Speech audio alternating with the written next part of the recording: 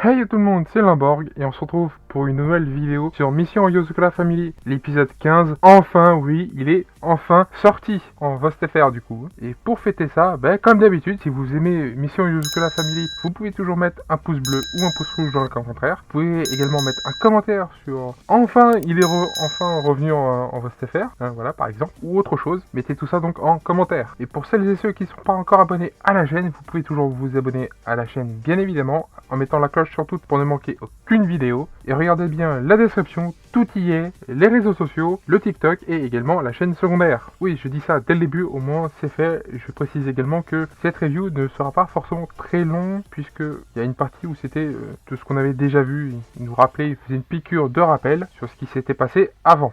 Ça aussi c'est précisé. Oui, comme je l'ai dit, enfin, nous avons enfin le retour de Mission Yozukala Family. Ça aura mis un petit moment quand même. Enfin bref. On va pouvoir donc commencer cette review maintenant que tout ça est dit. Comme je le disais juste avant, ils nous ont mis une petite piqûre de rappel sur ce qui s'était passé déjà avant. Je ne vais pas y revenir, ça ne sert à rien. J'ai commencé à peu près là où on s'est arrêté sur l'épisode 14, c'est-à-dire sur le combat de Shinzo et de l'autre gars que j'ai oublié le nom. Voilà, comme d'habitude, tu me dirais, ce n'est pas très grave. Il le combat, alors Shinzo le combat l'autre type qui s'est dopé avec le faux sang des Yozukala. Alors, la conclusion à ça, c'est qu'il finit par le battre, mais alors, je vais revenir sur 2-3 petits trucs avant de passer à autre chose. Alors, il y en a un, Shinzo balance d'un étage, donc de l'étage où où était Taiyo, par la fenêtre. Voilà, il balance Taiyo par la fenêtre avec un parachute, c'est mieux, pour qu'il puisse faire diversion. Diversion. Shinzo, lui, occupe le gars et Taiyo, lui, s'occupe à évacuer les gens, sauf qu'il va pas dire évacuer les gens, il y a un type bizarre, non. Il va jouer les terroristes dans l'hôtel, malheureusement. Ou heureusement, je suis pas sûr. Mais en tout cas, il réussira à faire partir les gens. Déjà, le principal en fait. Et c'est comme ça qu'ils pourront, Shinzo et Taiyo, réussir à battre l'autre type dont je sais plus le nom du tout. Enfin, le nom ou tout moins le pseudo, peu importe, on s'en fout. Ça fait partie des personnages oubliables, t'inquiète. Alors, hormis ce passage-là, une fois qu'ils l'ont battu, Taiyo rencontre un homme, une fois qu'ils ont battu l'autre type dont personne se souvient du nom, Taiyo rencontre quelqu'un de plutôt assez suffisamment âgé et également très étrange. Je n'en dirai pas plus, mais vous avez vu l'épisode, je l'espère en tout cas. Et Shinzo arrivera peu de temps après lui et ils pourront partir tous les deux à une exception près. Shinzo va devoir porter Taiyo. Pourquoi? Parce que le type qu'on a vu juste avant, donc le plus vieux, j'entends, l'a poignardé une douzaine de coups partout sur le corps ou presque, surtout au niveau des organes internes, pour le tuer forcément. Mais son corps a réagi avec un temps de retard. Ne vous inquiétez pas, je m'explique. Quand le vieux je vais l'appeler comme ça, je sais pas comment il s'appelle, ou si je l'ai su, je ne me rappelle plus.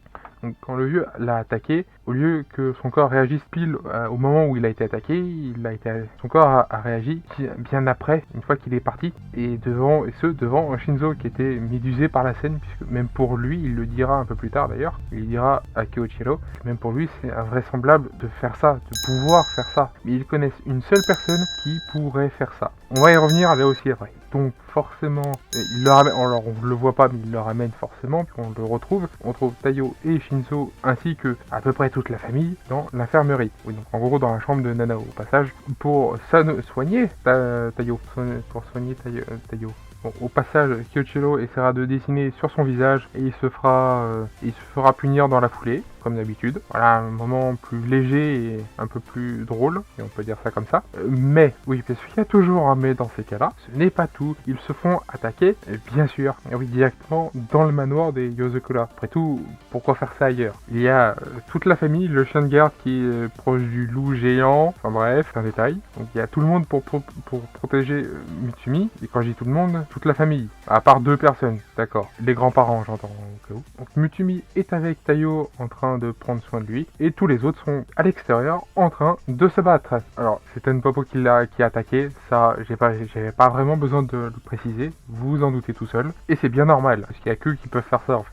Mais au bout d'un moment, sur la fin de l'épisode, il y a un truc qui se passe, c'est qui est un peu bizarre. Déjà des interférences dans l'oreillette, qui est vraiment étrange, c'est que généralement ça n'arrive pas, et quand ça arrive, c'est rarement bon signe. La preuve, puisque quelques secondes plus tard, le manoir se met en hibernation, sous les ordres de quelqu'un, donc le vieux qu'on a vu plus tôt dans l'épisode. Qui est ce type? Pas obligé d'avoir fait de grandes études pour savoir, ou tout du moins pour se douter de qui c'est, étant donné que ça peut pas être le grand-père, ni la grand-mère, ni la mère puisqu'elle est morte, je le rappelle au cas où, donc il reste plus qu'une seule personne, je vous laisse deviner qui c'est, et ce dans les commentaires. Voilà en gros comment se passe l'épisode. J'ai hâte de voir la suite, oui, et d'ailleurs c'est bien le seul moment où je me suis rappelé, c'est pendant cette fameuse bataille. Alors il y a un truc que je me suis pas forcément rappelé, c'est par rapport à l'horloge. En gros l'horloge ça devient une alarme et selon l'oiseau que c'est, ça dit plus ou moins combien il y a d'adversaires autour du manoir. Un corbeau, en gros, quand c'est un corbeau, il y en a moins de 10. Quand c'est un autre oiseau dont j'ai perdu le nom, c'est une centaine. Et quand c'est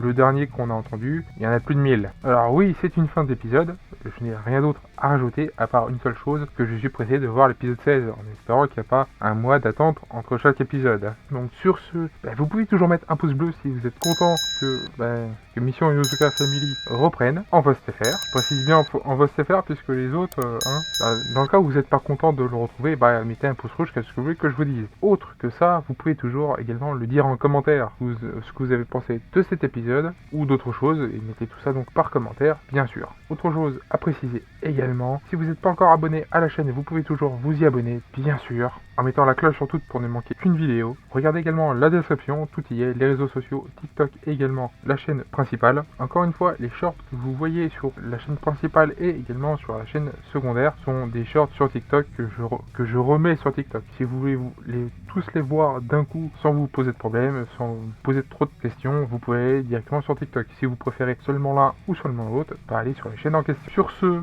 c'était Lamborg. À plus tout le monde, à une prochaine vidéo. Bye bye.